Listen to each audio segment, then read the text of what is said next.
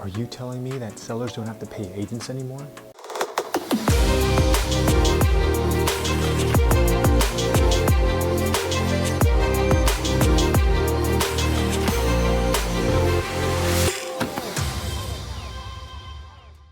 Some of you may or may not know by now that the jury of the Sitzer and Burnett case ruled in favor of the plaintiffs in Kansas City, Missouri, a group of sellers and attorneys who claimed that major brokerages violated antitrust laws. In other words, they were saying that brokerages were not being clear and transparent, that sellers had the option to not pay commission, and ultimately the sellers did not know where their money was going. Let me be clear, this ruling was not a win for either side, buyers or sellers.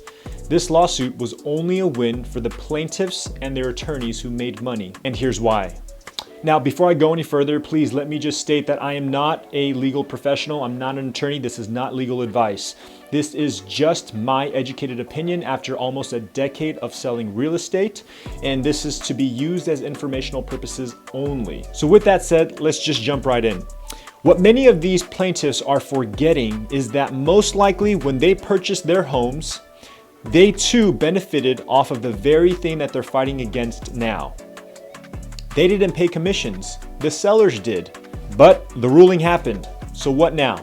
Well, this understandably begs the question, why are sellers the only ones who pay commissions to both sides? Well, to answer this question, we need to take a few steps back. Buyer's agents have been historically referred to as sub-agents to the seller's agent, because the sub-agent was helping the listing or seller's agent accomplish the very thing that the seller's agent was hired to do, sell the home. The cooperating broker's compensation, which is the commission paid to buyer's agents, was the incentive that seller's agents used to procure or bring in buyers for their seller's property, thus activating a laundry list of other processes that the buyer's agent had to go through in order to complete a transaction. Now keep in mind, agents on seller side or the buyer side do not get paid during escrow. They get paid only and only if a sales transaction closes or completes the escrow. Yes, this means that if a buyer's agent shows 10 to 20 homes, enters into contract finally, and in escrow for whatever reason cannot come to an agreement with the seller, that buyer's agent of months of work does not get paid. Now, some of you more savvy real estate fanatics might be thinking, now with Zillow and Trulia and all those other websites, we have access, or as buyers have access to the same properties on the MLS. So why not just wait for the buyers to come directly to the listing agent and have just one single agent, namely the seller's agent, orchestrate the entire transaction? Problem solved, right? By the way, that's called dual agency, and dual agency is not illegal. However, it's trying to shove a square peg into a round hole. And for the majority of respectable and reputable real estate attorneys that I know, they try to urge their real estate agents to stay as far away from dual agency as possible. Why, you might ask? Because it's a magnet for lawsuits. As you can see behind me in red writing, whether the agent is representing the seller or the buyer, that agent's duty is called fiduciary duty. Essentially, fiduciary duty means that the agent is looking out for their client's best interest. Not decent, not good, best interest. Now, someone please tell me, how do you represent a seller in trying to get them the highest amount possible while simultaneously representing the buyer and trying to lock in a contract at the lowest amount possible? Now, this isn't to mention the investigations and the repair negotiations and the appraisal negotiations there in escrow. It just doesn't compute for either side.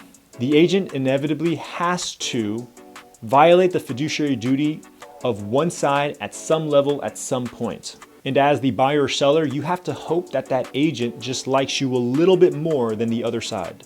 Now, to jump into the Sitzer ruling consequences a little bit further, Most buyers cannot afford to pay another 3% in commissions on top of their down payment, their escrow fees, their lender fees, and other costs in escrow like inspections.